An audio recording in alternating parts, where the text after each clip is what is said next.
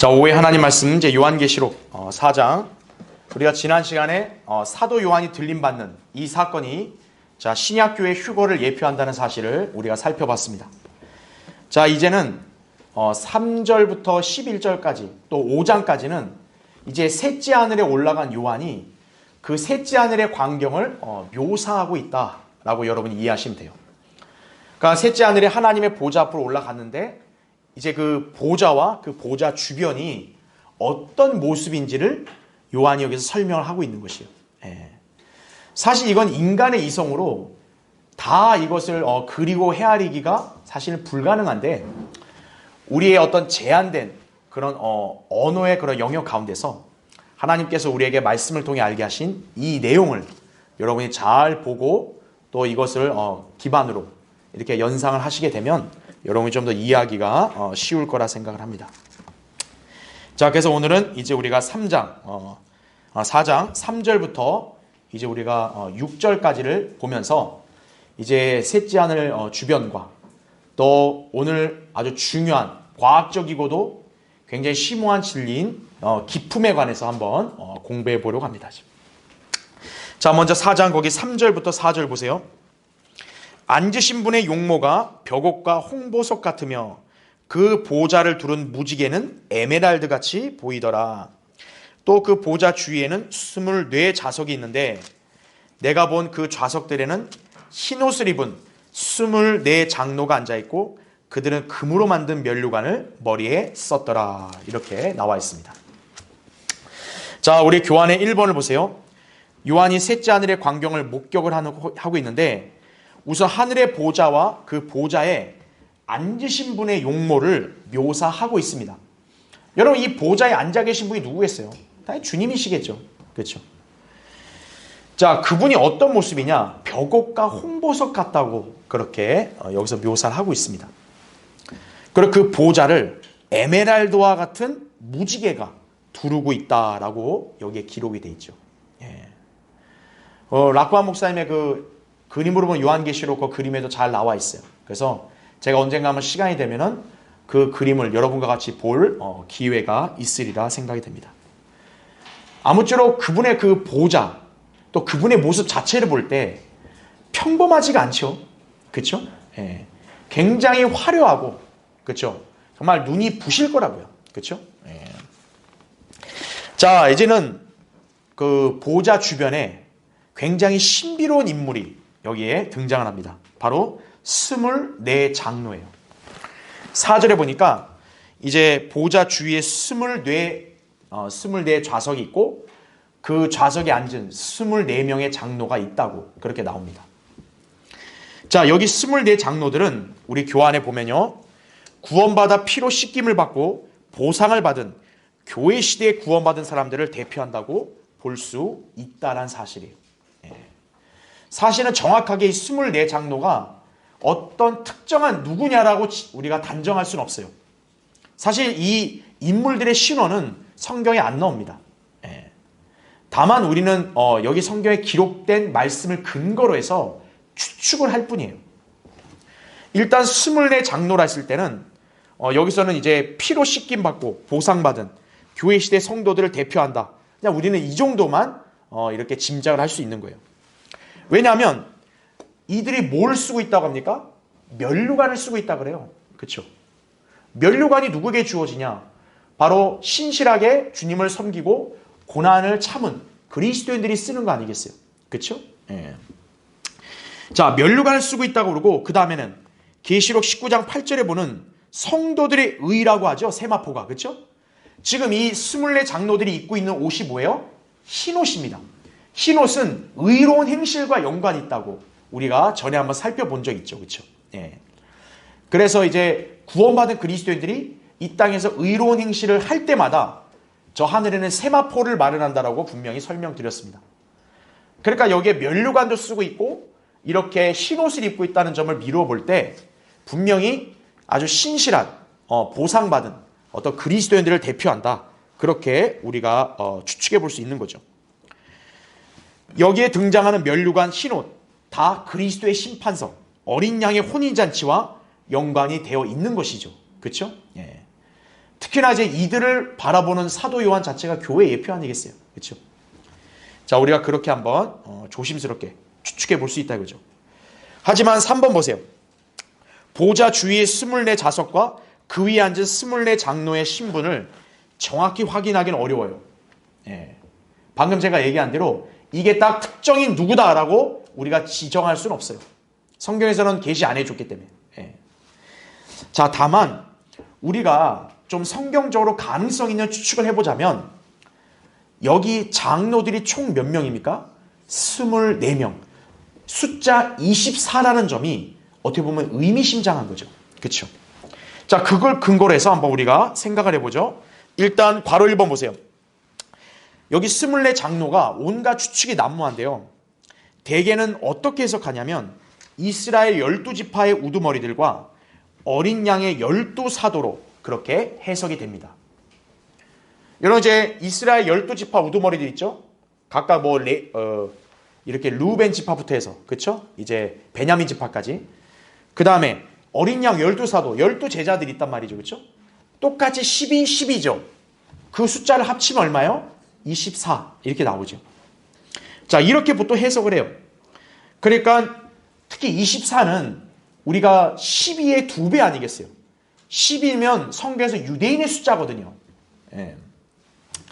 자, 그렇게 미루어 볼 수도 있고, 또 이 추측이 또 그럴싸한 게 뭐냐면 여러분, 새 예루살렘에 12대문이 있다고 그랬거든요. 그 12대문에도 이스라엘 12지파의 이름이 있고 또 거기에 12기초석이 있어요. 그 12기초석은 어린 양의 12사도의 이름으로 되어 있다고 합니다. 자, 그러니까 그 점을 미뤄본다면 분명히 이 추측도 일견 타당한 면도 있어요. 예. 그래서 어린 양 12사도랑 이스라엘 12지파 우두머리, 이들을 합쳐서 24장로라 그러는 게 아닌가, 그렇게 생각해 볼 여지는 있는 거죠. 자, 그런데 문제가 있어요. 괄호 2번 보세요. 하지만 그들이 계시록 5장에서 다시 등장을 합니다. 여러분, 이제 5장 거기 9절을 잠깐 보면은, 자, 8절에는 5장 8절에 내 짐승 24장로 이렇게 나오죠. 그 다음에 9절을 보면 그들이 새 노래를 부르며 말하기를 이렇게 나오죠. 자, 여기서 계시록 5장 9절에 따라서 이들은 특징이 뭐냐면 하나님께서 각 족속과 언어와 백성과 민족 가운데서 그분의 피로 구속받은 자들입니다. 거기 5장 9절을 딱 보세요. 하나님께로 각 족속, 언어, 백성, 민족 가운데서 우리를 주의 피로 구속하여. 여기 노래 부르는 그들이 뭐예요? 우리를 뭐라고 합니까? 주의 피로 구속받은 자들이다. 예수님의 보혈로 구원받은 자들이다. 이거잖아요. 그런데 족속, 언어, 백성, 민족이라고 하면 이건 유대인을 가리키는 게 아니죠. 이거는 이방인들을 지칭하는 표현입니다. 그렇죠. 예. 다시 말하면 여기에 이방인들이 예수님의 피로 구속받은 민족, 백성이 누구예요? 교회인 거죠. 교회. 예. 그래서 이것은 그들이 이 시대에 구원받은 성도들임을 또 상징하는 것이란 얘기죠. 물론 여기 이제 계시록 3장을 보니까 3장에서 교회가 끝났죠. 4장이 교회가 휴거된 거잖아요. 그러니까 순서상으로 본다면 이 4장에 어떻게 보면 기록되어 있는 이 시기, 사건은 어떻게 보면 교회 휴거 이후란 말이죠. 그렇게 볼 때 24장로가 교회 시대에 구원받은 성도들을 좀 대표하는 상징성 있는 인물이다. 이렇게 보는 게 더 적합하다는 얘기죠. 어떻게 보면. 예. 아까는 이스라엘 12지파, 어린 양의 12사도, 유대인들이란 말이에요. 순전히. 그렇죠? 하지만 여기서는 이 노래 부르는 그들을 향해서 족속과 백성과 언어와 민족에서 구원받았단 말을 보면 이방인도 포함이 되어 있는 거예요. 그러니까 우리가 좀 더 정확한 추측을 해보자면 여기 24장로는 그냥 단순하게 유대인들만으로 구성된 게 아닌 유대인과 이방인들이 같이 구성되어 있는 교회를 약간 상징적으로 보여주는 게 아니냐, 그렇게 볼 수 있는 거죠. 자, 괄호 3번 보세요. 그럼에도 불구하고 왜 24명의 장로들로 구성되었는지 우리는 설명할 길이 없어요. 성경에서 왜 24장로인지에 대한 말씀은 없거든요. 그러니까 우리가 함부로 속단할 수 없는 거예요. 다만 숫자 24가 유대인 숫자 12의 배수죠. 사실 이스라엘을 상징하려고 하면 12명이 나와야 돼요. 사실은. 근데 24명이 나왔다는 얘기는 유대인만이 아닌 또 다른 어떤 민족이 포함되어 있다라고 보는 게 적합하겠죠. 그러니까 어떻게 우리가 이해하면 되겠어요? 아하, 유대인과 이방인이 함께 결합되어 있는, 마치 그게 그리스도의 몸과 비슷하잖아요. 그리스도의 몸도 유대인과 이방인이 같이 있단 말이죠. 자, 그렇게 보면 그리스도 안에 있는 유대인과 이방인을 의미한다고 볼 수도 있겠다는 얘기죠. 예. 고린도서 12장 13절 보면 유대인이나 이방인이나 하면서 그리스도의 몸 안으로 침례받았다 나오잖아요. 그렇죠. 그러니까 교회 자체가 뭐예요? 예수님의 피로 구속받은 거 아니겠어요? 그 교회를 구성하는 게 뭡니까? 유대인과 이방인이라는 거죠. 예. 자, 그래서 바로 4번. 자, 제가 밑줄 친 거. 어떻게 보면 이것이 그나마 가장 적합한 추측이 아닐까, 이렇게 우리가 생각해 볼 수 있어요. 락만 목사님도 보통 이것이 좀 추측상 좀 더 나을 것 같다, 이렇게 얘기를 했는데, 자, 그리스도의 몸을 이룬 최초의 사람들 누굽니까? 유대인 12사도들이죠. 그렇죠. 예. 그 유대인 12사도들은 교회의 기초예요. 그렇죠. 사도들이 기초라 했단 말이에요. 그렇죠. 그들은 유대인 그룹을 대표한다고 볼 수가 있겠죠. 자, 그들이 기초가 됐고 그 이후에는 이제 누가 들어오는 거예요? 교회 안으로 이방인들이 들어오는 거죠. 예. 구원받은 이방인들을 대표하는 어떤 이방인들을 나타낸다고 볼 수도 있다는 얘기죠. 예. 그러니까 사실 이스라엘 12지파는 교회와 관계가 없다고요. 이 사람들은. 그렇죠. 그러니까 어린 양의 12사도, 유대인 12사도는 그들 역시도 그리스도의 몸 안으로 들어왔잖아요. 제자들도. 그렇죠? 그러니까 그들이 유대인을 대표한다고 한다면 나머지 12는 이방인을 대표하는 어떤 사람들로 구성이 돼서 그래서 24 장로가 된 것이 아닐까, 이렇게 생각해 볼 수는 있겠습니다. 그렇지만 어쨌든 이들의 신분에 대해서는 우리가 여러 구절들을 통해서 그냥 유추할 수 있을 뿐이에요. 정확히는 알 수가 없습니다. 그렇기 때문에 여러분이 여기서 이게 꼭 누굴까 이렇게 자세히 여러분이 파헤칠 이유가 없어요. 그냥 기록된 대로 셋째 하늘에는 24 장로가 있겠구나, 그렇게 이해하시면 되겠죠. 자, 여하튼 요한이 셋째 하늘로 올라가서 주님의 보좌를 보는데, 자, 그 다음 페이지죠. 자, 보좌에는 24 장로에 둘러싸인 이 주님의 보좌 주변에, 자, 누가 있다고요? 네 생물들이 있습니다. 자, 이 네 생물들에 대해서는 이제 다음 시간에 더 자세하게 제가 이렇게 성경을 통해서 같이 살펴보고 공부를 할 거예요. 왜냐하면 이 네 생물들은 바로 그룹들을 가리키는데, 이 그룹들에 대해서 좀 더 자세한 계시가 에스겔에 나옵니다. 그래서 에스겔과 같이 봐야지 여러분이 이해하기가 더 쉬워요. 자, 그 점은 이제 다음 시간에 좀 공부하기로 하고요. 어쨌든 오늘은 이제 기품과 그 다음에 또 하늘에 있는 이 그룹들이 원래 몇 개가 있었는지 그것도 한번 살펴볼 거예요. 자, 어쨌든 우리는 여기에 기록된 성경 말씀을 어떻게 해야 됩니까? 그대로 받아들여야 돼요. 이걸 갖고 또 무슨 엉뚱한 상상을 하면서 이거 상징적으로 어떠고 이렇게 생각하면 안 됩니다. 셋째 하늘의 광경 그대로라고 여러분이 이해하셔야 되는 거예요. 그렇죠? 예. 그래야 성경을 믿는 성도의 합당한 자세인 거죠. 자, 이제 5절부터 6절 보겠습니다. 거기 4장 5절부터 6절. 그 보좌에서는 번개들과 천둥들과 음성들이 나오고 보좌 앞에는 7 등불이 불타고 있었으니 그것들은 하나님의 7 영이라. 보좌 앞에는 수정과 같은 유리바다가 있고 그 보좌 가운데와 그 보좌 주위에는 앞뒤로 눈이 가득한 네 짐승이 있더라, 이렇게 말씀을 하고 있죠. 자, 굉장히 우리가 중요하고 굉장히 심오한 어떤 요소를 볼 거예요, 이제. 자, 먼저 1번 보세요. 자, 하나님의 보좌에서 뭐가 나온대요? 번개들, 천둥들, 음성들이 나옵니다. 그러니까 여러분이 하나님의 보좌 앞에 섰다고 생각해 보세요. 얼마나 진짜 움츠러들고 얼마나 무섭겠어요. 예, 그렇죠? 예. 자, 보좌에서 일어난 현상들을 묘사하고 있는 거죠. 자, 그 다음에는 5절에 또 어떤 표현이 나오냐? 보좌 앞에 뭐가 있대요? 7 등불이 있다고 합니다. 자, 이 7 등불이 뭔지는 성경이 친히 해석을 해요. 그 5절 끝부분에 뭐라고 나와요? 그것들은 하나님의 7 영이라, 이렇게 말씀하고 있습니다. 야, 7 등불이 뭐지? 이런 별 상상할 필요 없어요. 그냥 하나님의 7 영을 7 등불로 가리킨다, 그렇게 이해하시면 되는 거예요. 자, 그럼 여기 7 영이 뭘까요? 아니, 하나님의 영, 성령은 알겠는데 7 영이 뭐냐? 자, 일곱 영에 대해서도 역시 성경이 성경을 해석합니다. 이사야 11장 1절부터 3절에 자세히 묘사가 돼요. 자, 하나님의 일곱 영이라 해서 별개의 일곱 영이 아닙니다. 하나님의 일곱 영은 말 그대로 그냥 성령을 가리키는 거예요. 근데 이 성령이 일곱 가지의 특징으로 묘사가 된다는 얘기죠. 예. 그래서 하나님의 일곱 영이라는 표현을 여기다 쓴 거예요. 그래서. 예. 그래서 특징이 뭡니까? 여러분이 보면은 하나님의 일곱 영들 이렇게 말 안 하죠. 만약에 이게 개별 개체라면은 일곱 영들 이렇게 얘기해야 돼요. 일곱 개면. 그런데 그냥 일곱 영이라고만 얘기하죠. 예. 그러니까 한 분이신 성령의 일곱 가지의 특성을 나타내는 거다. 그렇게 이해하시면 되는 거예요.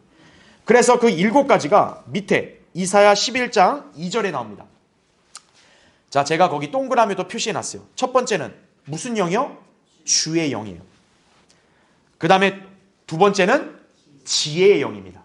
세 번째는 명철의 영입니다. 네 번째는 계획의 영입니다. 다섯 번째는 능력의 영이에요. 여섯 번째는 지식의 영이에요. 마지막 일곱 번째는 주를 두려워하는 영입니다. 이렇게 일곱 가지 영으로 이렇게 묘사가 된다. 여러분 그렇게 이해하시면 되겠습니다. 그러니까 이거는 어떻게 보면 이치상 합당한 게 보좌에 앉아 계신 분이 누구예요? 아, 주님이잖아요. 주님에게서 나오는 게 뭐예요? 영이죠. 주님의 영이죠. 그렇죠? 예. 그렇게 이해하시면 돼요. 자, 2번 보십시오. 자, 굉장히 이번에는 우리가 과학적이면서도 아주 심오한 진리를 볼 텐데, 자, 보좌 앞에는 뭐가 있다고 나옵니까? 수정과 같은 유리바다예요. 아니, 유리바다가 뭐냐 이거예요 도대체. 6절에 나온 표현인데, 지금 하나님의 보좌는 몇째 하늘에 있어요? 셋째 하늘에 있습니다. 보좌 앞에 있다는 게 뭐냐면, 이렇게 보좌가 있으면 그 보좌 밑을 가리키는 거예요. 예. 그 보좌 밑에는 바로 수정과 같은 유리 바다가 있고, 그러니까 여러분이 하나님의 보좌가 어떤 구조로 있다 보시면 되는 거예요. 이렇게 밑이 수정 같은 유리 바다가 있고 딱 그 위에 보좌가 딱 있는 거죠. 예. 그러니까 요한이 딱 이제 거기서 근처에서 딱 보니까 딱 그 보좌 밑에를 보니까 아주 투명한, 마치 물이긴 물인데 딱 얼어있는, 그래서 생긴 게 마치 유리와 같이 생긴 그런 바다가 보인다라고 지금 증언하고 있는 거예요. 그래서 이 유리 바다의 정체는 뭘까요? 단단하고 부어 만든 유리와 같이 얼어있는 바로 물들, 깊음을 가리킨다라고 보시면 되는 거예요. 예. 우린 이미 이 거대한 물층에 대해서 공부를 했습니다. 거대한 물층의 위치가 어디예요? 둘째 하늘과 셋째 하늘 사이라는 사실이죠. 그렇죠? 예. 둘째 하늘이 지난 시간에 공부한 내용 기억해 보시면 은하계입니다. 은하계. 이 은하계 성운을 뚫고 갈 때 바로 그 위에 뭐가 있어요? 거대한 물층이 있고, 그 물층을 뚫고 가야 비로소 하나님의 보좌가 있는 셋째 하늘로 가는 거예요. 예. 자, 그래서 이 물에 관련돼서는 괄호 1번 보세요. 욥기 26장에서 이제 그 하나님의 보좌가 있는 그 하늘과 그 공허한 하늘과 거기에 있는 물들에 대한 묘사가 나와요. 그러니까 나중에 여러분이 찾아보시면 더 자세히 보실 건데요. 자, 그럼 우리는 교환만 보죠. 괄호 1번에 욥기 26장에 하나님의 보좌가 있는 셋째 하늘이, 자, 일단 7절에는 어느 쪽에 있다고 나와요? 북쪽입니다. 북쪽. 예. 그러니까 물층도 당연히 어디 있겠어요? 북쪽에 있는 거예요. 예. 그래서 왜 나침반이 항상 진북 방향을 가리키냐 이거예요. 왜? 가장 기준이. 나침반은 왜 정북 방향을 기준으로 표시하냐 이거예요. 그 정북 방향에 누가 계신 거예요? 하나님이 계신 거예요. 인간들하고는 그걸 알라는 거죠. 예. 자, 셋째 하늘 아래 바로 26장 8절에 보면 물들이라는 단어가 나와요. 물들. 그러니까 북쪽에 있는 하나님이 계신 그 하늘 위치를 얘기한 다음에 뭐가 나와요? 물들이 나오는 거예요. 이 물들이 위치가 어디에 있냐면 26장 10절에 따르면 낮과 밤이 끝나는 곳, 태양계 너머를 경계로 한다고 나옵니다. 그러니까 낮과 밤이 딱 이렇게 제약되어 있는 곳이 태양계 그쪽이죠. 딱 거기 너머에 있다라는 거예요. 예. 그거를 알려주는 거죠. 그래서 12절에는 뭐라고 나오냐면 하나님의 권능으로 바다를 가르셨다라는 말씀이 나옵니다. 그러니까 여러분 이 바다를 지상에 있는 저 태평양, 대서양 이런 걸로 보면 되겠어요? 아니라고요. 자, 괄호 2번 보십시오. 이 물은 분명히 하나님의 보좌가 있는 북쪽에 위치해 있다는 사실을 욥기 37장에서도 언급을 하고 있다는 사실이에요. 자, 지금 요한계시록에는 수정과 같은 유리바다라 그랬어요.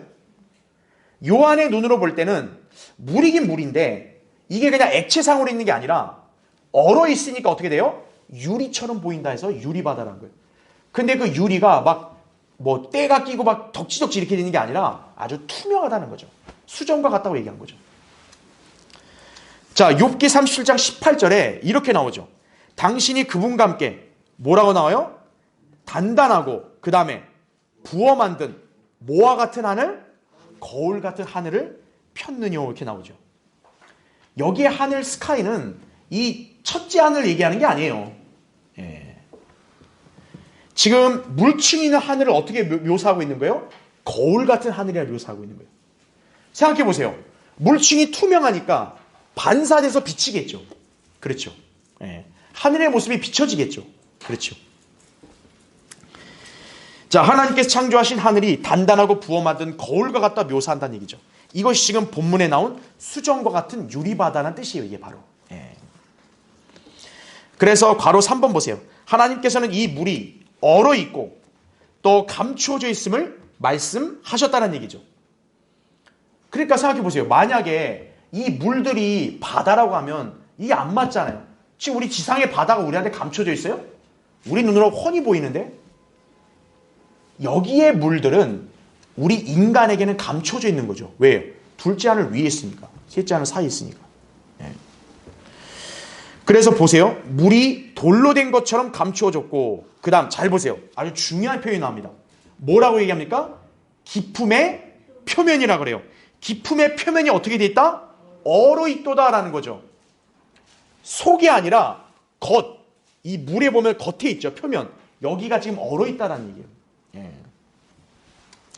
이 물을 기품의 표면으로 지칭을 하고 있는 거죠. 기품의 표면이 단단한 건 얼어 있기 때문에 그래요. 그곳의 기온은 절대 영도를 유지하고 있습니다. 여러분 절대 영도라면 어떤 상태냐면 모든 분자 활동과 시간이 멈춰있는 상태를 말하는 거예요. 어떤 경우든요. 이 인간이 사는 지상세계는요. 절대 영도를 맞출 수가 없어요. 왜냐? 분자가 다 움직여야 되니까. 영도가 완전히 정확하게 되려면 어떻게 되냐? 모든 분자 활동이 다 멈춰야 돼요. 시간 다 멈춰야 돼요. 그럴 때 우리가 사는 이 지상에는 이게 가능해요? 불가능해요? 불가능한 거예요. 절대 영도로 얼어 있는 거란 얘기죠. 그래서 괄호 4번 보세요. 지금 얼어 있는 상태가 마치 뭐와 똑같대요? 부어 만든 거울과 같다는 거죠. 그래서 사도 바울이 무슨 얘기한 거예요? 우리가 유리를 통해 희미하게 본다는 말을 한 거예요. 자, 그 밑에 고린도전서 13장 12절 이렇게 나오죠. 자, 이건 한번 우리 찾아보죠. 좀 이해를 돕기 위해서 고린도전서 13장 한번 보세요. 자, 9절부터 보죠. 9절. 거기 13장 9절. 이는 우리가 부분적으로 알고 또 부분적으로 예언하지만 온전한 것이 오면 그때는 부분적으로 하던 것이 끝날 것이기 때문이라. 내가 어린아이였을 때는 어린아이같이 말하고 어린아이같이 이해하며 어린아이같이 생각했으나 어른이 되고 나서는 어린아이의 일들을 버렸노라. 이렇게 나오죠. 자, 지금은 우리가 아는 정도가 뭐예요?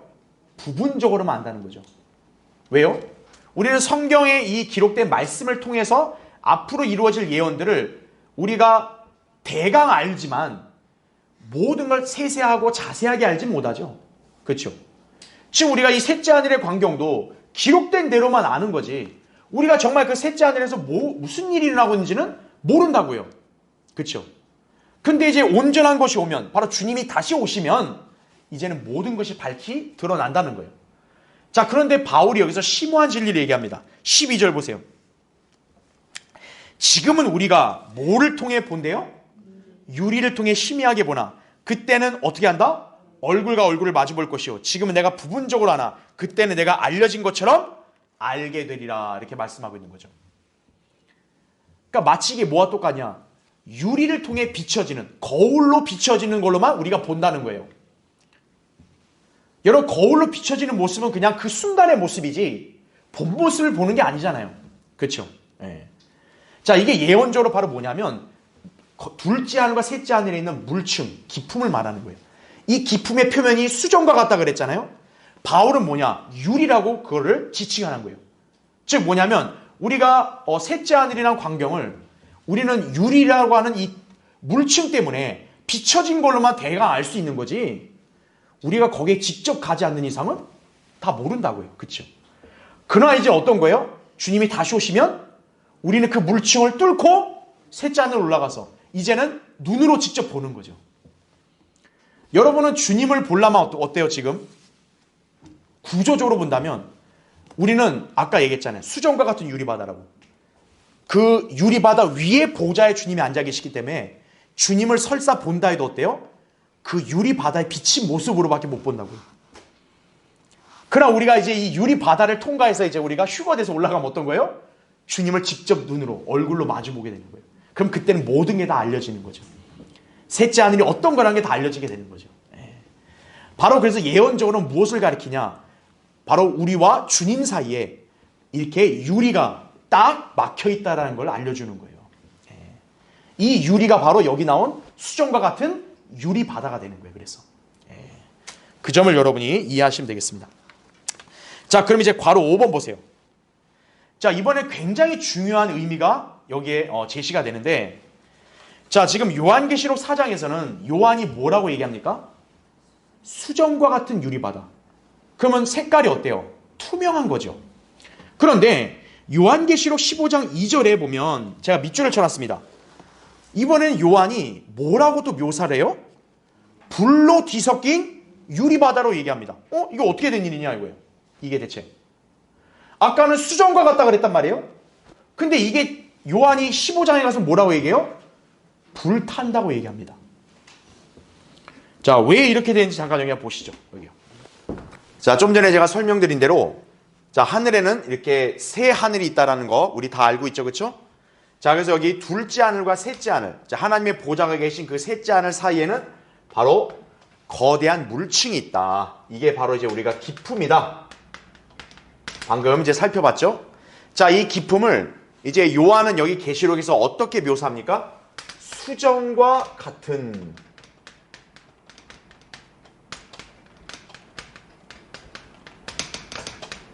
유리바다다 이렇게 얘기합니다. 수정. 그죠? 네, 수정과 같은 유리바다. 투명하다는 얘기죠. 그쵸? 우리 물 색깔처럼. 자, 그런데 이 요한이 이 똑같은 계시록 15장에서는 분명히 유리바다를 수정과 같이 투명하다라고 이렇게 묘사를 했는데 갑자기 15장 2절에서는 어떻게 바꾸냐면 불로 뒤섞였다. 이 표현으로 바꿉니다. 자, 그렇다면 분명히 어떤 변화가 있었다라는 것을 우리가 직감할 수 있겠죠. 그렇죠? 예. 무슨 변화였을까 이거예요. 자, 한번 생각해 보세요. 지금 투명한 수정에서 불이라는 색상으로 바뀌었습니다.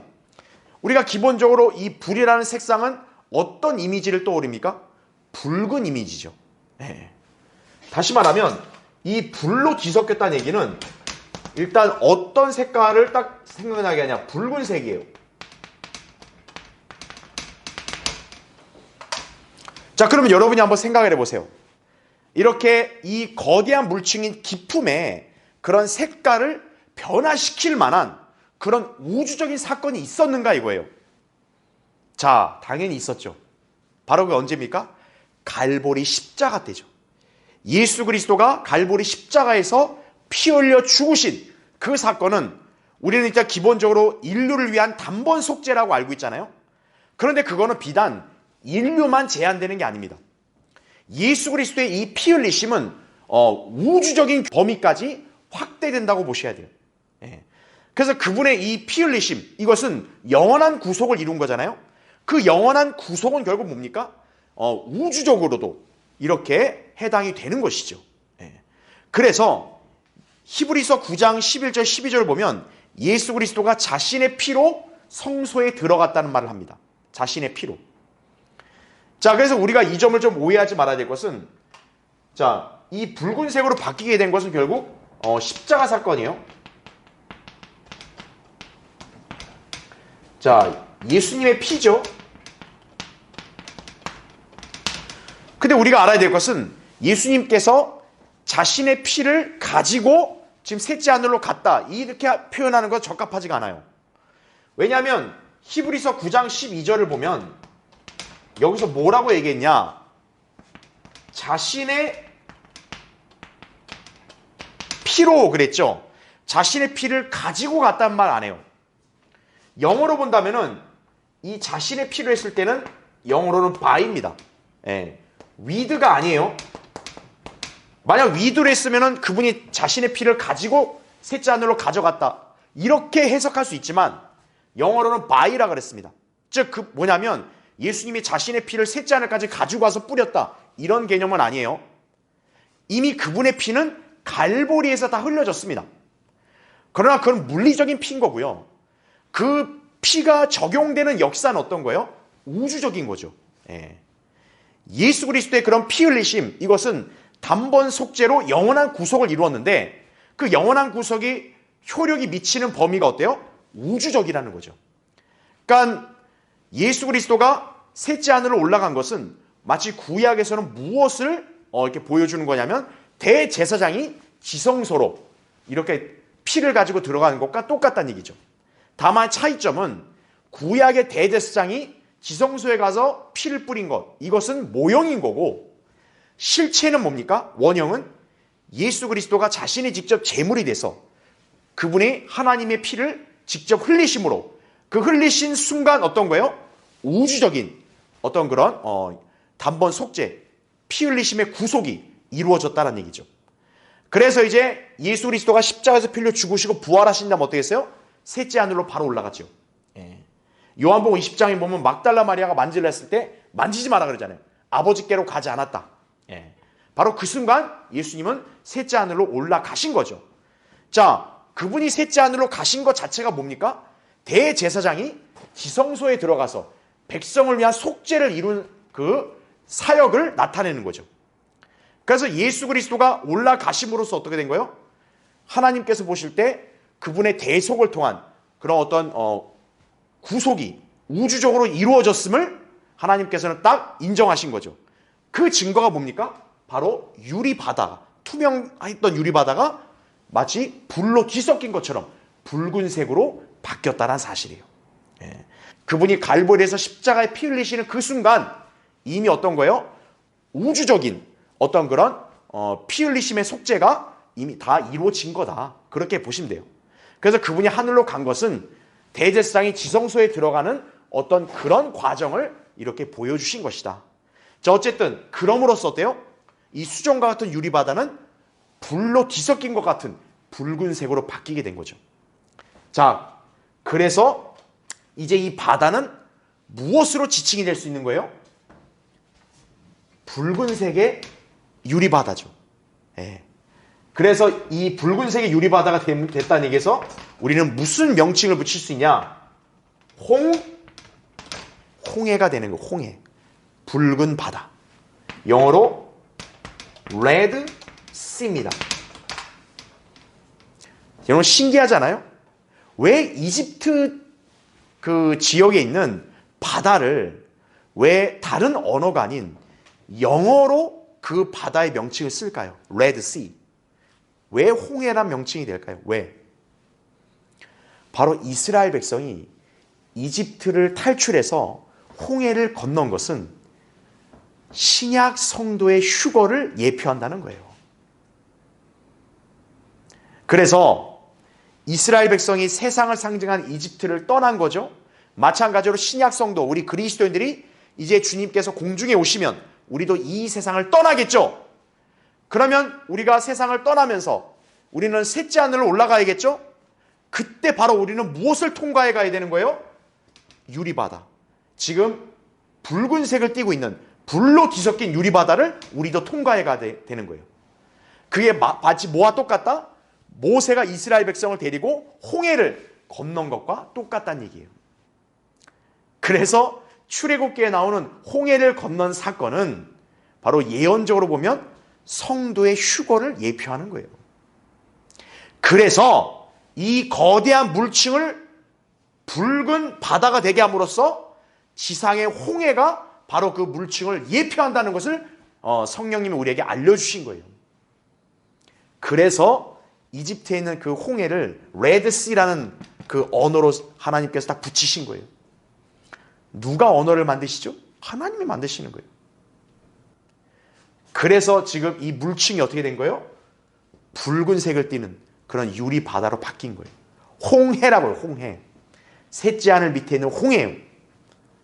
이스라엘 백성이 홍해를 건너야 마침내 세상과 단절되고 하나님이 주신 유업, 약속의 땅으로 가듯이 성도도 어떤 거예요? 이제 휴거돼서 물층을 통과해 가야 이 세상과 완전히 단절하고 이제 우리는 저 셋째 하늘 본향으로 올라가게 되는 것이 바로 그 중요한 예언적 진리를 우리가 이 기품이라는 진리를 통해서도 배울 수 있다는 점 우리가 꼭 기억해야겠습니다. 이제 3번 보겠습니다. 이 기품, 물들이라 했을 때는 둘째 하늘과 셋째 하늘 사이에 위치해 있는 거대한 물층이라는 사실입니다. 자, 우리는 이 점을 어디서 볼 수 있냐? 괄호 1번 보세요. 바로 창세기 1장 1절과 2절 사이에 있었던 그 사건을 통해 우리가 알 수 있는 거예요. 일반 교회들은 재창조의 교리를 몰라요. 또 들은 교회들은 뭐라고 얘기하냐면 간격 이론이니 뭐 이런 헛소리하고 앉아있는 거예요. 그건 이론이 아닙니다. 성경적 교리죠. 창조는 한 번 있는 게 아니에요. 네, 2번 있었던 거예요. 자, 괄호 1번 보시면 최초의 하늘과 땅의 창조 이후에 자, 어떤 일이 벌어집니까? 사탄의 반역이 일어나죠. 네. 에스겔 24장과 이사야 14장에 에스겔 28장과 이사야 14장에 근거하면 바로 사탄이 반역을 일으켜서 우주에 죄가 들어온 거예요. 그래서 하나님은 어떻게 합니까? 우주적인 심판을 하셔서 정화를 시킨 거예요. 그게 우주적인 홍수가 일어났다는 얘기죠. 바로 그 우주를 덮은 게 뭡니까? 물층이에요. 기품. 그래서 최초의 창조 세계가 그 물층으로 완전히 덮인 거예요. 빛도 사라져버렸죠. 왜냐? 죄가 들어왔기 때문에. 죄는 어둠을 상징하거든요. 그래서 창세기 1장 2절에 나온 말씀이 이거예요. 자, 땅은 형체가 없고 어떻게 해요? 공허하며, 그 다음 잘 보세요. 어둠이 기품의 표면에 있으며 하나님의 영은 어디서 거니신다? 물들의 표면에서 거니시더라. 이 기품의 표면, 바로 유리바다라고요. 이게 최초의 창조 세계를 덮은 거예요. 물로. 깜깜해졌죠. 그러다 이제 하나님께서 어떻게 합니까? 재창조를 시작하시죠. 바로 2번 보세요. 하나님께서 우주적인 심판을 행하신 후 재창조를 하실 때 둘째 날에 바로 뭐를 만드세요? 창공을 만드신 거예요. 당시에는 물로 다 뒤덮였기 때문에 이 물을 분리시켜야 되는 거예요. 그래서 하늘을 창공을 만드신 거죠. 그러니까 물이 어떻게 됐어요? 창공이 가운데 생기니까 하늘 위의 물과 하늘 아래의 물이 나뉜 거예요. 그래서 창공의 물들, 창공 아래의 물들을 하나님이 나눠버리신 거예요. 자, 그러면 창공의 물층은 그대로 있단 말이에요. 그러면 창공 아래, 땅은 여전히 물로 잠겨 있단 말이에요. 그러면 그걸 어떻게 해야겠어요? 하나님이 셋째 날에 육지가 드러나라고 말씀한 거예요. 육지를 만든 게 아니고 육지가 드러나라 이렇게 하신 거예요. 물이 한 곳으로 모이고 마른 곳을 땅이라 부르라 이렇게 나오는 거죠. 왜요? 이미 땅은 있다고요. 최초의 창조 때. 다만 그 땅이 뭐예요? 물로 잠겨 있었던 거죠. 그러니까 셋째 날에 창조하실 때 하나님 말씀이 뭐예요? 땅아 생겨라 이게 아니라 너 물들 한 곳으로 모여. 그러면 이제 마른 곳이 드러나죠? 그것을 육지라고 불러라 이렇게 나온 거예요. 그래서 자, 이로써 창공을 기준으로 해서 위의 물들은 뭡니까? 기품이라 불리는 물층이 되는 거고 아래의 물들은 지상의 바다가 되는 거예요. 그래서요.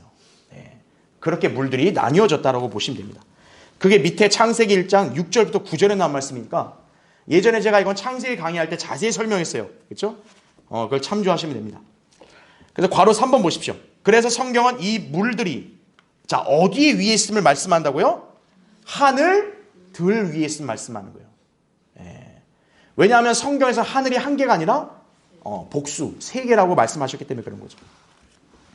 하늘들 위에 있는 너희 물들아 그를 찬양하라 말씀하는 거죠. 그러니까 여기 물들을 지상의 태평양, 인도양 이렇게 생각하면 안 돼요. 하늘들 위에 있는 물이라고요.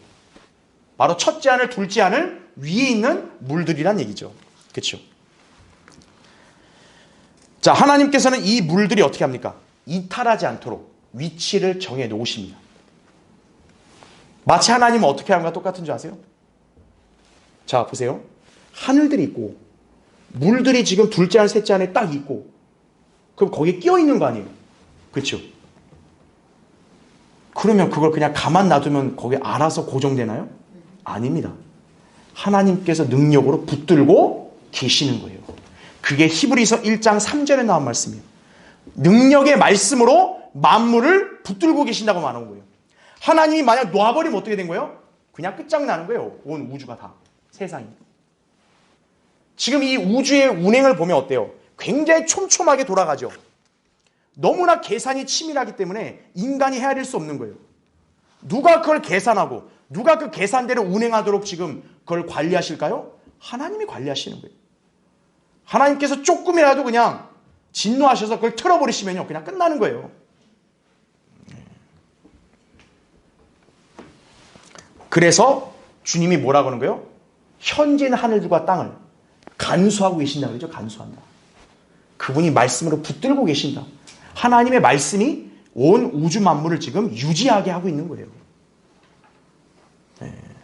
그걸 여러분이 아셔야 됩니다. 그 말씀을 어때요? 우리한테는 우리의 언어로 기록해서 우리에게 주신 것이 그 말씀을 기억하셔야 돼요. 자, 그래서 괄호 4번 북쪽을 향해 있는 셋째 하늘이 절대 영도로 얼어있기 때문에 모든 시간과 활동이 정지된 상태죠. 그래서 그것을 우리가 뭐라고 부른다고요? 영원이라고 부르는 거예요. 영원. eternity. 영원이라고 부르는 거예요. 모든 분자활동 시간이 멈춰있는 곳이라고요. 시공간의 제약을 초월한 곳이에요. 그래서 영원이라고 하는 거예요. 영원. 자, 성경은 하나님께서 바로 어디에 거하신다고 말씀한다고요? 영원에 거하신다고 말씀하는 거예요. 이사야 57장 15절에. 영원에 거하시는 그의 이름이 거룩이신 분 이렇게 나오는 거죠. 그래서 밑에 4번 보세요. 주 예수 그리스도께서 공중 재림하셔서 휴거된 성도들을 데리고 셋째 하늘로 올라가실 때 또한 성도들과 함께 지상에 재림하실 때 이 기품을 어떻게 해요? 통과하실 것이다 이거죠. 이스라엘 백성이 갈라진 홍해를 통과한 것 바로 휴거를 예표하죠. 자, 모세의 후계자가 누굽니까? 여호수아죠. 여호수아도 역시 어떻게 했어요? 요단강을 건넙니다. 홍해와 똑같은 기적이 일어나서 요단강을 건너가요. 바로 그게 뭐냐? 휴거를 예표하는 거예요. 여호수아가 요단강을 건너 약속의 땅에 들어간 것, 성도들의 휴거의 모형이 되는 것이죠. 우리도 저 셋째 하늘의 홍해 거기를 건너면 우리 본향으로 가는 거죠. 그렇죠. 자, 이러한 기품, 이게 과학적인 진리입니다. 이게 여러분 성경만 보면 이거 성경이니까 그렇게 나오고 오겠지 그렇게 생각할 수 있는데요. 제가 어떤 사람에게 전원을 받았는데 한 2011년인가요? 그때 한 뉴스 보도에서 어떤 과학자들이 그걸 발견했대요. 우주에는 이 지구에 현재 있는 바다 있죠. 그 물보다 140조배나 많은 물들이 우주에 있다라고 그렇게 보도를 했다고 언론에서 발표를 했어요. 그럼 나는 그 과학자들에게 묻고 싶은 거예요. 그걸 이제서야 알았습니까? 그걸 이제서야 알았는가? 성경을 믿으면 즉각 아는 내용인데 그걸 이제 알고 언론에다 발표해서 우린 대단한 걸 발견했다고. 성경을 알면요 이미 다 알고 있는 내용인 거예요. 다만 뭐냐? 성경의 진리가 사실이라는 걸 입증하는 것뿐이에요. 과학은 그 정도 용도예요. 그러니까 여러분은 이 둘째 하늘, 셋째 하늘에 있는 거대한 물층을 허무맹랑한 상상으로 보시면 안 돼요. 그럼 성경을 믿는 사람 아니에요. 이 성경에 기록된 이 기품에 관한 진리는 사실 그대로 과학적인 진리라는 사실을 여러분이 기억하셔야 되는 거예요. 그래서 여러분 우주선을 영어로 뭐라 그래요? 스페이스 쉽이라 그러는 거예요. 쉽. 쉽이 영어로 뭐냐? 배란 뜻이에요. 배. 왜 우주를 항해하는 비행기를 배란 이름을 붙이죠? 왜? 네. 바로 그 우주 위에 물이 있기 때문에 그 비행기 나다니는 것은 배를 항해하는 거, 배로 바다 항해하는 것과 똑같다 이거예요. 언어를 누가 창조하세요? 하나님이 창조하신 걸 여러분 믿으셔야 돼요. 자, 이제 5번 보겠습니다. 이제 마지막 6절. 그 보좌 주위에는 앞뒤로 눈이 가득한 누가 있어요? 네 짐승이 있다. 이 짐승들은 에스겔 1장과 10장에 묘사되어 있는데 바로 뭐라고 불려요? 그룹들이라고 불립니다. 그룹들. 그러니까 주님의 그 보좌가 있으면은 앞뒤 좌우 동서남북에 바로 이 네 생물들이 있는 거예요. 자, 그래서 괄호 1번 보세요. 성경은 하나님에 대해서 뭐라고 묘사를 하는 줄 아세요? 그룹들에 거하시는 주라는 표현을 쓰는 거예요.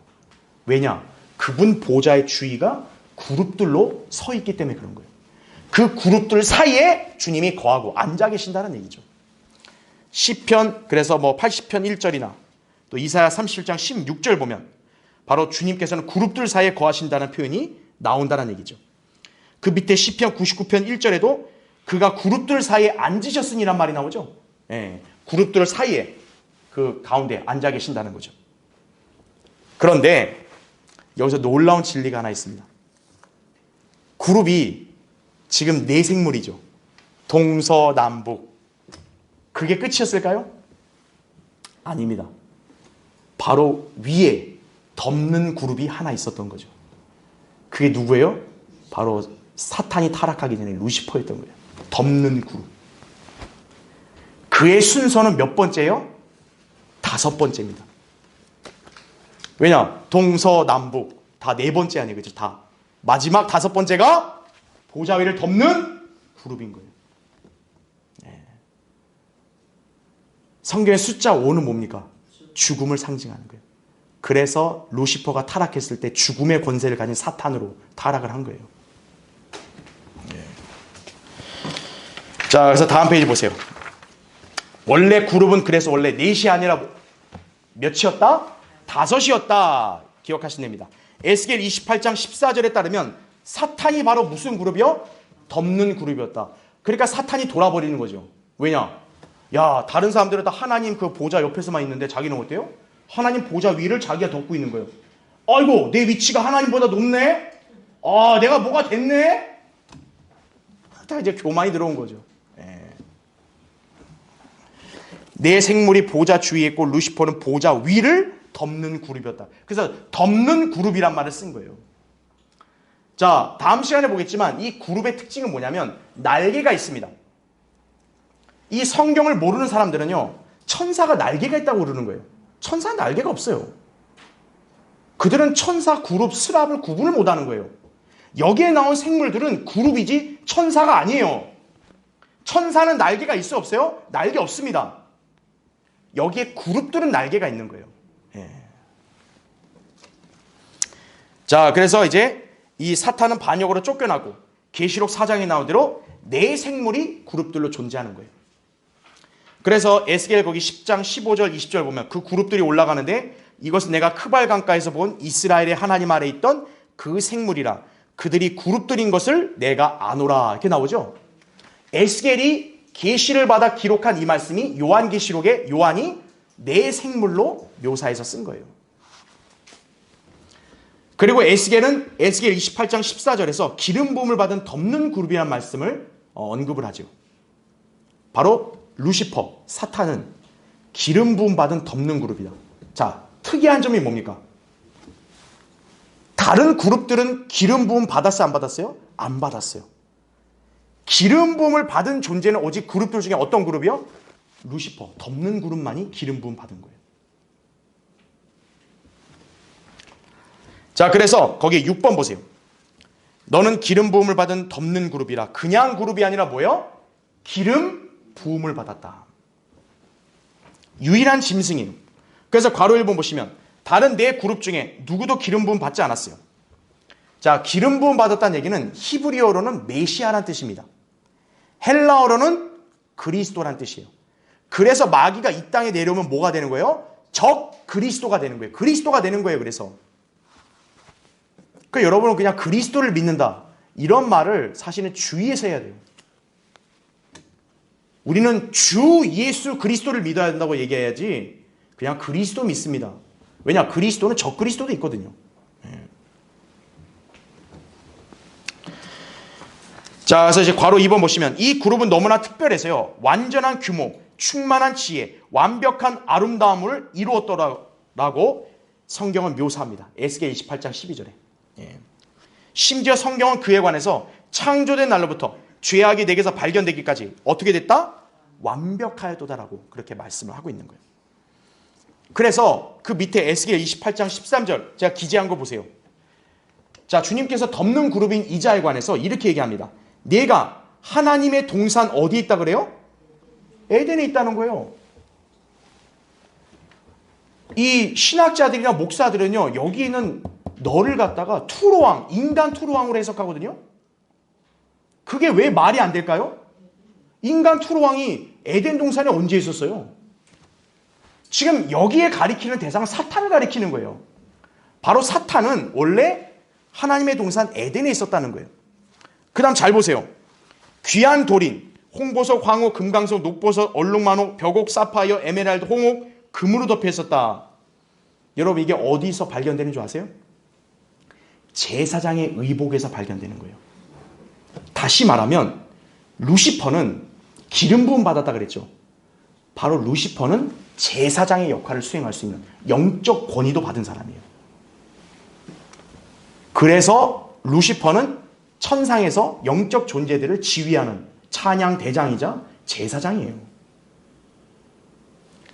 그 다음에 여러분도 알겠지만 루시퍼는 천국의 역사에서 최초의 왕이었죠. 물리적인 천국의 왕관도 쓴 자예요. 그게 왜 성립이 될까요? 루시퍼는 뭐를 받았기 때문에? 기름 부음 받았기 때문에. 성경에서 누구를 기름 부으나요? 왕이나 제사장을 기름 붓죠. 바로 여기 나온 루시퍼의 묘사를 본다면 그가 여기 온갖 이 보석들로 두르고 있는 이것은 정확히 제사장 의복에 달려있는 것들이에요. 그 다음에 북들과 관악기들이 만들었다 그랬죠. 바로 음악이죠. 하나님을 찬양하는 음악을 루시퍼에게 맡긴 거죠. 그러니까 완벽하게 창조된 거예요, 이자가. 거기다가 하나님보다 위치상으로 위에 올라가서 덮고 있으니 그러니까 돌아가죠. 그냥 돌아버리죠.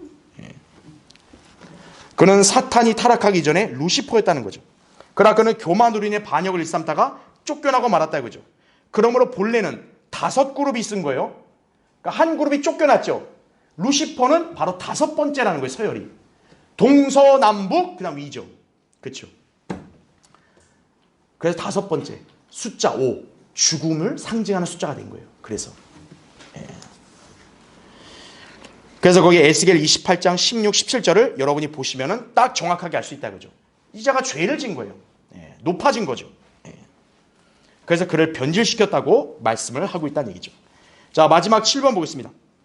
자, 한편 천상에는 그룹들뿐만 아니라 누구도 있어요? 스랍들도 있습니다. 스랍들. 그룹과 스랍은 좀 달라요. 영어 표현도 다르다고요. 분명히. 그렇죠?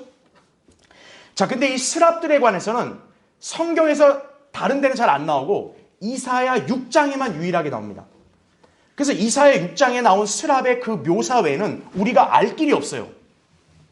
그러니까 여러분은 그냥 어떻게만 이해하시면 돼요? 저 천상에는 그룹들과 스랍들과 많은 천사들이 있다. 이 정도만 여러분이 아시면 되는 거예요. 뭐 여기서 스랍이 누구네 뭐네 그렇게 하면 여러분이 혼자 사사로운 상상을 하는 거예요. 우리는 여기서 멈춰야 돼요. 성경에 기록된 대로만 천상에는 그룹들뿐만 아니라 스랍들도 있구나. 그래서 스랍들을 거기 밑에 이사야 6장 2절 3절을 보니까 6날개를 가졌고 둘로는 얼굴을 가리고 둘은 발로 가리고 둘은 날랐도다. 그러면서 특이한 게 거룩하시도다 거룩하시도다 거룩하시도다 이렇게 찬양하거든요. 우리가 다음 시간에 보겠지만 그룹들도 역시 똑같이 찬양을 해요. 그래서 굉장히 좀 약간 밀접한 연관이 있는 게 아닐까. 약간 우리는 이런 추측은 좀 해볼 수 있겠죠. 그러나 스랍들은 정확히 모릅니다. 근데 공통점은 스랍도 날개가 있고 구룹도 날개가 있다. 하지만 천사는 날개가 없다. 천사를 날개로 그린 거는 로마 카톨릭이 사기를 친 거예요. 예. 그래서 여러분이 잘 아셔야 돼요. 성경을 알아야 속지 않는 거예요, 그게. 예. 지금도 무슨 뭐 미카엘이니 뭐니 뭐 천사 하면서 막 그 뭐 이게 뒤에 날개 달려가지고 막 그냥 날아다니고 그러잖아요. 그 그림을 그려놓잖아요. 또 성경에서 천사는 남자인데 그 뭐 애때 소녀를 그려놓고 그 천사. 항상 천사하면 어때요? 좀 그렇게 막 이쁘진 않은 그냥 소녀. 어머, 너 이러면 안 된다. 그걸 천사라 가르치고 있는 거예요. 네.